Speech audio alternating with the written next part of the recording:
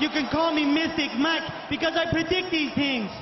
Ateba Gautier takes on José Medina this Saturday at UFC Fight Night Mexico City. And this is an interesting fight. I think this one's going to be really fun. I expect it to be pretty much a banger on the feet between these two guys. José Medina, tough as nails, had his Dana White Contenders Series shot against Magomed Gadzhimazulov. Didn't really go his way, but he showed tons of toughness in that fight. It was up at light heavyweight, where he was definitely undersized, and had a decent showing. So they brought him in to fight Zach Reese last August, and again just kind of got beat to the body a lot, and lost that one by decision. That was at 185, and he's gonna fight Ateba at 185, and I just feel like he's a doughy middleweight. Like, he could make it to 170. He's 6 foot, 74.5 inch, but he carries too much weight to be competitive at middleweight, in my opinion. And he's taking on an absolute savage in Ateba Gautier, 6-1 fighter, fighting out of Cameroon, I believe. Just an absolute stud on the feet, tons of power, crazy head kicks. Saw some of his regional fights. Just sparking guys on the feet, and they looked absolutely terrified of the guy for good reason. He is terrifying. Has one lost by split decision to a guy back in 2022, but other than that, it's been nothing but round 1, round 2 knockouts. Beat Yura Naito, undefeated fighter, knocked him out in the second round, gave him his first loss. That was on the Contender Series back in September. So getting back in there, taking on José Medina. I think this is an absolute mismatch. José Medina, he did have some success getting takedowns against Zach Reese in their fight, but again, Zach Reese has been proven not to be the most talented fighter in the world, with losses to Cody Brundage and Azamat Bakoev in his last fight. So José Medina, super tough. I just don't think he's tough enough to take the strikes that are going to be coming from Ateba Gautier.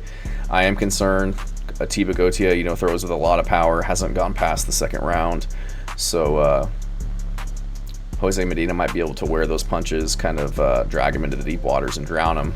But I just don't see that happening. I think Gautier hits harder than anybody that Medina's fought so far. And anytime he kind of takes a step up in competition and fights somebody decent or pretty good, he loses. I'm looking at his record.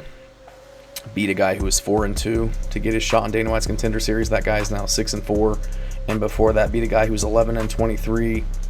2-0, 2-1, 0-2, 0-0. Fights a guy who's 12-3 and loses. Beats a guy who's 7-7. Fights a guy who's 9-8 and loses. First round submission. Beats a guy who's 6-9. Another guy who's 5-7.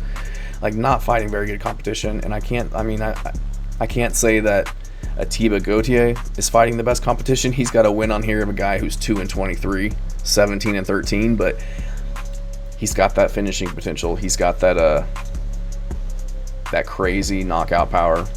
Very athletic dude, yoked, 6'4", 81-inch reach versus José Medina, 6 foot, 74.5-inch reach. So gonna have 5.5-inch reach advantage, power advantage, athleticism advantage. He's 22 years old. José Medina is 33. Got to go with Ateba Gautier here. I can't imagine he's not a massive favorite, minus 550 favorite. I would argue he should be higher than that, but I think he gets this one done. I think he knocks out José Medina first or second round in this one.